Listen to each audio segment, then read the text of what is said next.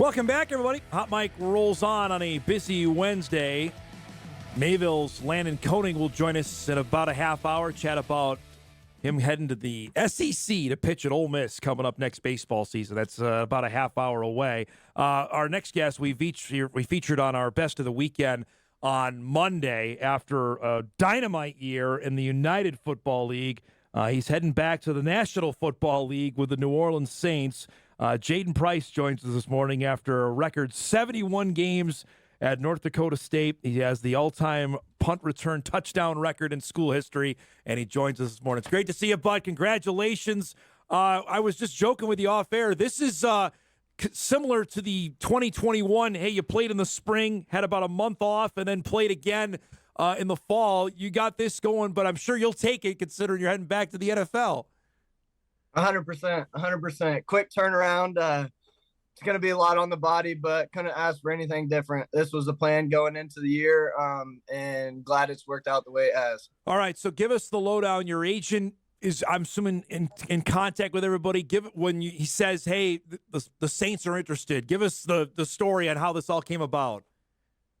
Yeah, so my last game was June 1st. We didn't end up making the playoffs, so there was about a 2-week buffer there where till the 16th of June until the end of the playoffs were done, nobody could sign a UFL player. So I was pretty much just on a 2-week recruiting cycle. I went out to Denver for a tryout, went down to New Orleans for a tryout. And then it was kind of just wait until the 16th, and hopefully the 16th someone comes calling, and thankfully the Saints came calling.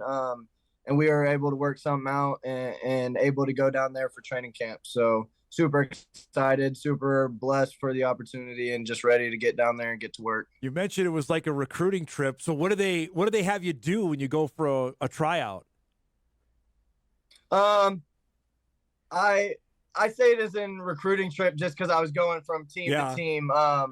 But when I go there, it's pretty much just I have to get a physical, do a bunch of medical stuff. And then they bring me in, meet the coaching staff, and then do a quick 30-minute workout. And then pretty much I'm out of there. They'll fly me back out that night. So it's a long but a quick day. So couldn't ask for anything better. When you get the phone call from your agent, the Saints want to sign you. What's the emotion like for you? Just super ecstatic, super excited.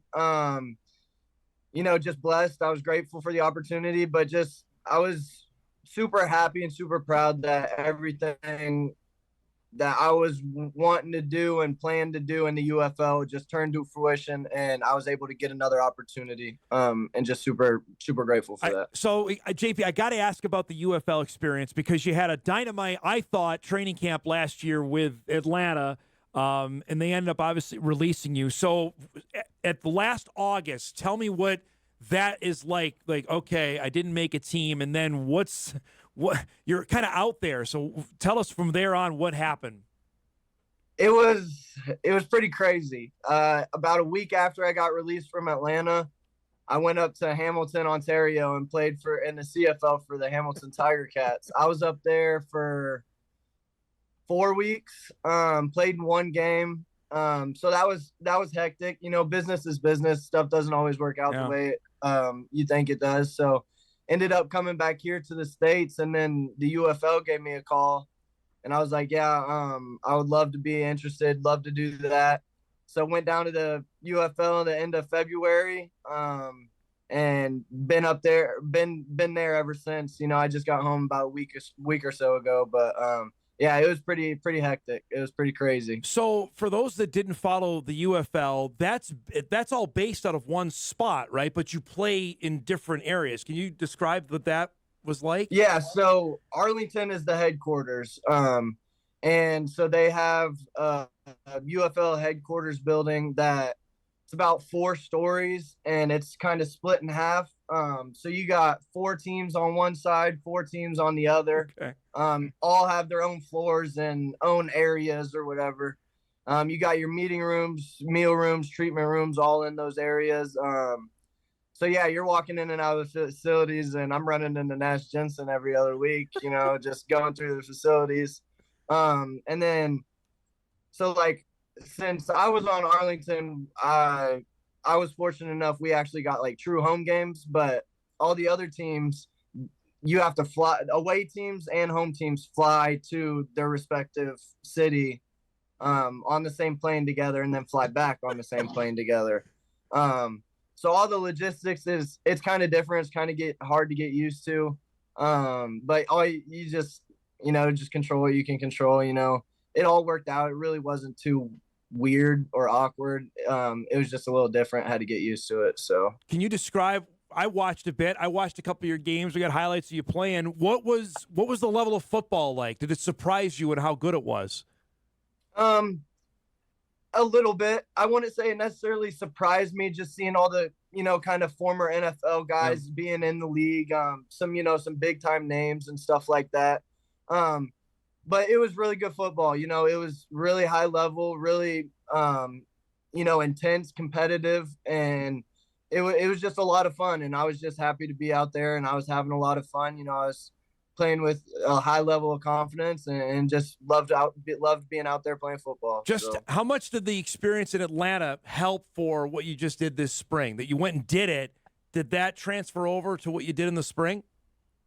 Yeah, I think so, 100%. I felt good with what I put on tape down in Atlanta, and felt like if I just continued to do so, then I'd be in a good spot and get another opportunity.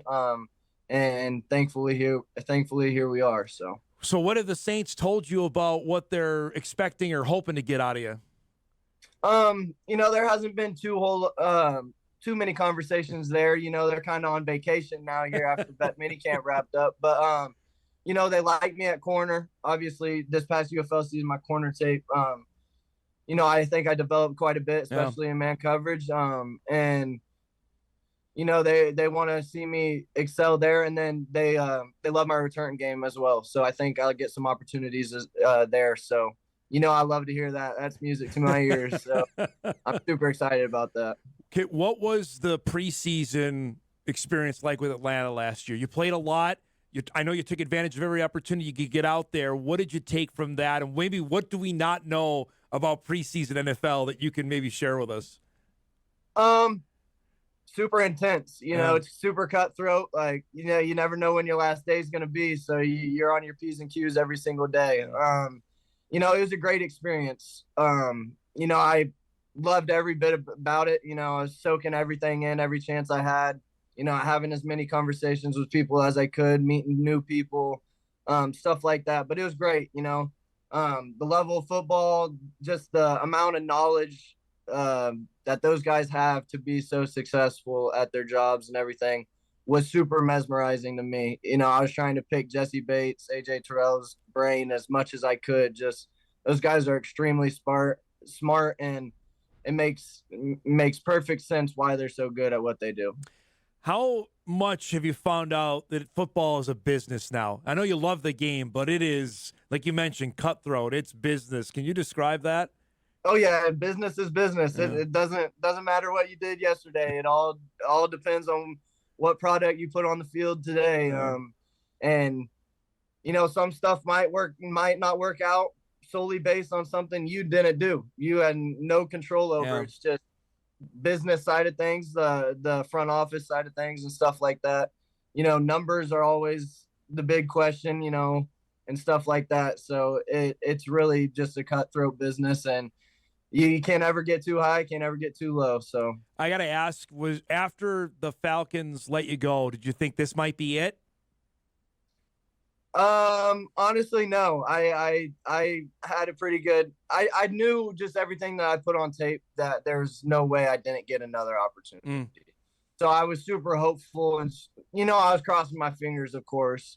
It's always in the back of your head, but I felt really good in the spot that I was in, and stuff like that. So that was a good feeling. So you got about a month before the Saints open camp. Just describe now, going back into this again, knowing you've done it before, how much of that muscle memory can you count on for training camp and for preseason to say, I can be one of the 53 guys on the roster? For sure. Yeah. I think it gives me a whole lot of confidence, just knowing that this is my second time going into a training camp. I feel like I'm in a great spot. I've done it once. So, I'm not looking over my shoulder every chance or every corner I take and stuff like that. I'll be able to be more even keel. I'll be able to approach it a lot better. And stuff like that. I'll, hopefully be able to ask better questions, know stuff like that, pick people's brains and whatnot. So I feel really comfortable at where I'm at, and going into it for my second time. JP, this seems like an obvious question, but what did NDSU prepare you for the next level? How did they prepare you for the next level? The level of football, just the knowledge that they teach us, instill in us, that we have to know to be successful at NDSU will make us successful anywhere else. We play a high level of football. The defensive install at NDSU is the biggest defensive install I've ever installed anywhere I've ever been. So just the amount of knowledge that we learn at North Dakota State has set me up anywhere I've ever been. To see a couple of your former teammates get drafted this past couple months ago, I know you're in the middle of playing. What did that mean to you to see with what happened with Cam and Gray, and then a bunch of other guys get deals that are going to be in the league this upcoming year? For sure, super exciting. Super happy for those guys. I think I shot every guy that signed and every guy that got drafted a text message. Just super ecstatic for them. Hopefully run into them here this fall at some point. And that's what it's all about, is just having those connections from where you played to school and just continue it out however long you can. And just super excited, super happy for those guys, and know they're going to do great things. There's 20 guys in the league now. 20!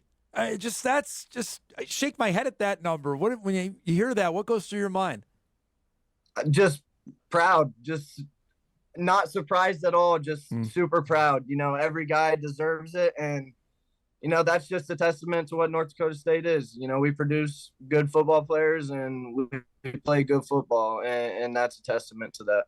When you think back of, I don't know if we've told this story on the air, so you got to share about your recruiting trip up here, or at least your first pitch. What did you know about NDSU, and who was the first to contact you from up here? The first who contacted me was Brian Shepard. Oh. Okay. Corners coach. Yeah. And he's actually from Olathe, Kansas. So that was kind of the connection there. And I knew a little bit about North Dakota State. Obviously, being in Kansas, they beat K-State in 2012. So I was a little young then, but I knew of hearing about it. And then Iowa, I remember watching the Iowa game when they beat Iowa. I remember watching that, and so I knew about them. And then when I didn't really know much about Fargo when I came up to Fargo. So when I got up there, it was kind of just hooking up with the football players, and they were kind of showing us around and taking us where to go and showing us what there is to do in Fargo. And, it was a great time. I loved it, obviously fell in love with it and stuck with it, and just couldn't be more grateful for what North Dakota State has provided me. All right, so what is the layoff here for football like for you? You've been going nonstop. You got to get ready here in about 3 weeks. What are you doing now? You say getting away from the game, or are you still working out? I took about a week and a half, 2 weeks off. Kind of just resting the body, resting the legs. I started back training last week. Just slow, kind of get back into it. And I'll start running next week. I've kind of given the legs a little bit of a break. But I'll start running this next week all the way up until camp and start training. I'll probably take a few days off around the 4th of July, but just trying to take care of my body, stuff like that, and just put me in the best position possible going into July 22nd. So it's great to see you, man. Good luck. Congratulations on getting back in the NFL. Congrats on a great spring, and thanks for the time this morning, okay? Absolutely. Thank you very much, Dom. It's really great to see you. I appreciate you having me on. Good to see you, bud. There he goes. Jayden Price, former Bison standout corner, now heading back to the National Football League, signed with the New Orleans Saints over the weekend after a season in the UFL, had 27 tackles, 13 passes defended. That was the best in the UFL this past season. And we mentioned it last fall, he was really playing well with Atlanta during preseason football. And no, it's a numbers game. Obviously, there's only so many that can make the 53-man roster. Got a quick stint in Canada, went and did this past spring season. And I know many probably don't watch the spring football league. The ratings certainly would indicate that. But there have been players that have come out and done it. And Zach Johnson did the same road, former Bison offensive lineman that is now with San Francisco. He was, I believe, the offensive lineman of the year when we visited with him last year in the United Football League. And now a dynamite year for JP to get a chance now with the Saints. And we appreciate his time there. We'll break. We'll come back. We'll wrap up our first hour, big second hour plan, including talking the Gophers getting the #1 recruit in the state of Minnesota. We're back on Hot Mike on a Hump Day Wednesday after this.